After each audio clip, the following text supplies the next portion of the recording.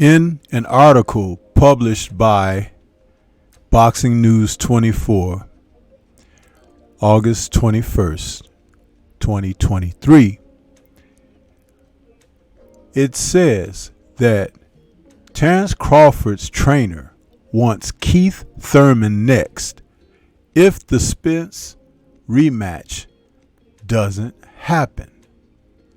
Very interesting, because I feel that may be a very, very bright idea. Allow me to go further with this. Seeing that Keith Thurman is a former unified welterweight champion who took his only loss to Manny Pacquiao, and seeing that Keith Thurman never faced Errol Spence when Spence was hunting for a title opportunity when Thurman held titles. Crawford, at the time, was on the other side of the street, as they stated, with Top Rank Boxing opposing the PBC organization. Bob Arum refused to make the match, just like Bob Arum refused to make an in-house match between Manny Pacquiao and Terence Bud Crawford.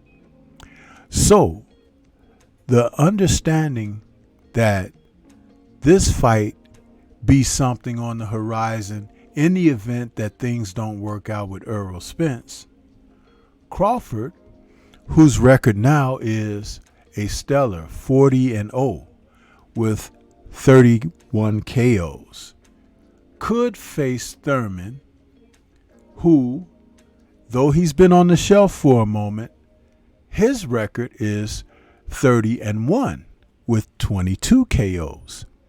And they are contemporaries. It's the type of fight that you would like to see out of these gentlemen because of the skill set that they have, the tenure that they've served. Thurman, who could come into this fight, he's in his early 30s, and Crawford is the elder statesman at 35, about to turn 36 years old. Now, the article goes on to state that Coach Bernie Davis feels that Keith "one-time" Thurman is an excellent option for Terence Crawford to face next if the rematch with Errol Spence Jr. doesn't happen right away. And if that rematch doesn't happen right away, some could understand. Spence may need time to recover from the bruising effects of this bout. His timing could have been off for this fight, so he will need time not only to recover from the training, but from the fight itself, as stated by Sean Porter, and given a chance to get prepared for another fight, maybe have an interim fight. I don't believe that the PTB would have a problem with that if it was spoken and negotiated. I believe, just like Tyson Fury was given an opportunity to take an interim fight or two between his fights with Deontay Wilder, that the PTB could stand up for Spence every bit as well. Thurman stopped being active after he got a big payday against Danny Garcia in 2017. After that fight, according to Boxing News 24's article written by Alan Fox, Thurman went off the grid and has rarely been heard of since. The motivation, ambition that Thurman once had disappeared after his fight with Danny and a 40-year-old Manny Pacquiao. The boxing world and Showtime would like to see Crawford fight the young phenom Jaron Boots Ennis, who's 31-0 with 28 KOs, who is set to take over as the next star in the welterweight division. Ennis needs the aging 36-year-old Crawford's scalp to add to his collection to take his career to the next level, according to the article. That would be a selfless move on Crawford's part, like how Oscar De La Hoya fought Floyd Mayweather Jr. at the end of his career to help Floyd become a massive pay-per-view star. I disagree with that notion because Crawford's position currently and De La Hoya's at that time against Floyd are basically on two different trajectories. Though Floyd was up and coming, similar to the sense of Jaron Boots Ennis, Crawford has just broken into stardom with this big pay-per-view event against Spence. And he should enjoy the opportunity to be able to exercise options and not necessarily go into the younger class of fighters who have yet to earn their stripes and finish off what's happening with his contemporaries. And Thurman would be an excellent thought. Instead of thinking about the next generation, the article goes on, Crawford could face the inactive, over-the-hill Thurman, this is according to Boxing News 24, if his rematch with Spence doesn't happen. It would be good for the sport if Crawford were to fight Boots, because then he could take the torch from the Omaha, Nebraska native and carry the welterweight division for the next 10 years. Wow. They just write Crawford off just like that, which is another reason why he may not just want to run into a fight with Boots, because as they like to talk about low risk, high reward in the situation of a champion taking on challenges, this is a low risk, low reward type scenario. If Crawford beats him, they will say Boots wasn't ready.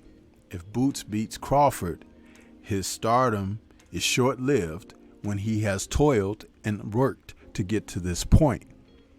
So I can understand on both sides what's happening there. The article goes on.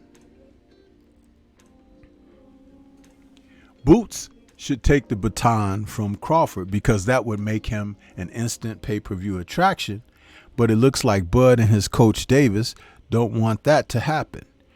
Bernie views the former WBA and WBC welterweight champion Thurman as a good money fight for Crawford. Now, if it makes dollars, it makes sense. Crawford would deserve that, wouldn't he? Wouldn't he deserve the opportunity to go in and face a contemporary where he could be rewarded handsomely according to his position and the fact that he is finishing up those who he could have fought years ago in the division? Crawford, who is not good at marketing his fights, needs someone that could do the hard work in promoting the fight the way Thurman can. A lot of boxing fans with short memories fail to remember that Crawford's past fight before facing Spence didn't attract a lot of interest. It was only when Crawford fought the popular Spence that he had created a buzz, a fight that created a buzz. That's why Crawford must get the inactive Thurman to help market his next fight if the rematch with Spence doesn't occur. Thurman hasn't fought in a year and a half since his win over former WBA 140-pound champion Mario Barrios in February of 2022. Who knows what the old one-time Thurman has left at this stage of his career. That said, it's better that the 36-year-old Crawford, if Thurman is shot to bits, because it'll make Bud look better than he actually is. Okay, this is definitely an article being written, and I'm reading this live over recording this video. But it appears that the person that wrote this article doesn't necessarily consider Crawford worth the hill of beans that he stands on, but at the same time is already being dismissive of him. But I beg to differ here. I'm looking at this as a competitive circumstance between contemporary fighters. And believe it or not, Stormy B-Man had said a few years ago when Thurman held titles that Thurman might be Crawford's toughest opponent. And the reason that I offered that is that Thurman, though he packs a heavy punch, he's a bit more athletic than both Sean Porter and Earl Spence Jr. that Crawford has faced already. And to round out the contemporaries, Thurman would not be the type of guy that Crawford could just easily counterpunch or pick apart. He would have to bring other tools out of his tool bag to defeat a fighter like Thurman. And Thurman would still be dangerous with his heavy hands.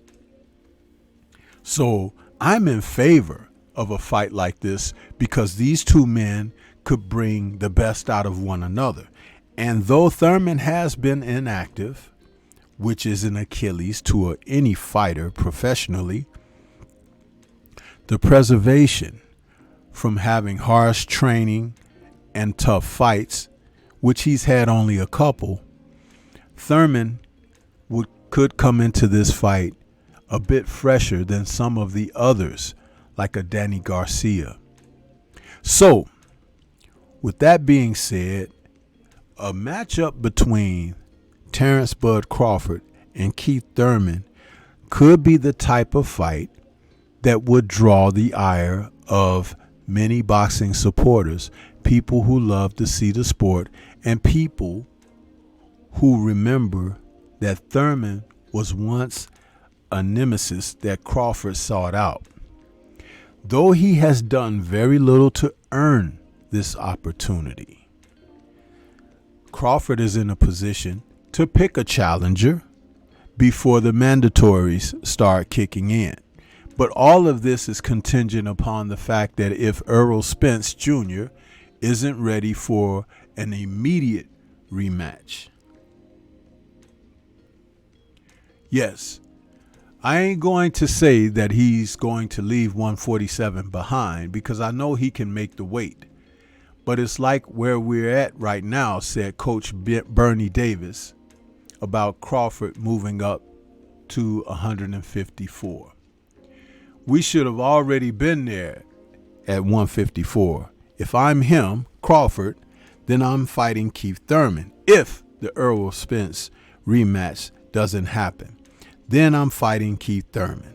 And if I'm not fighting Keith Thurman, then I'm fighting Jermell Charlo, said Davis. And that would be great, with the exception that Canelo Alvarez has plucked Jermell Charlo from future plans for the 147-pound division champion. So what do you think? Should Crawford consider the likes of Keith Thurman at this particular stage if the Spence fight doesn't happen?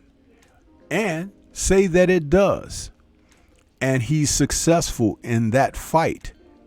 How about that as the next fight until Charlo or Canelo becomes available after their fight September 30th? It's something to think about, plenty to consider, but it's still a great fight because they're the two names of the division that are not Sean Porter or Earl Spence Jr. Jerron Boots Ennis will have his day. He's got 30 fights under his belt, but no real name contemporaries on his own. Virgil Ortiz was going to be a consideration, but he is no longer campaigning at 147. But still there is a gentleman by the name of Imantas Stanionis and Butayev, Jamal James, Rashidi Ellis. Those are his contemporaries, and he'd do well to face off against some of them to establish himself, not just walk into an undisputed fight where he hasn't earned the stripes. Again, what do you think? This is Stormy B-Man.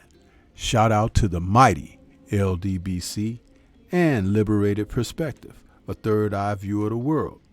For more content such as this, please like, comment, subscribe, and share. Let me know what your thoughts are about a possible future matchup between Terrence Bud Crawford and Keith one-time Thurman. I think it'll be a great matchup. Peace to everyone out there, and everyone please remain safe.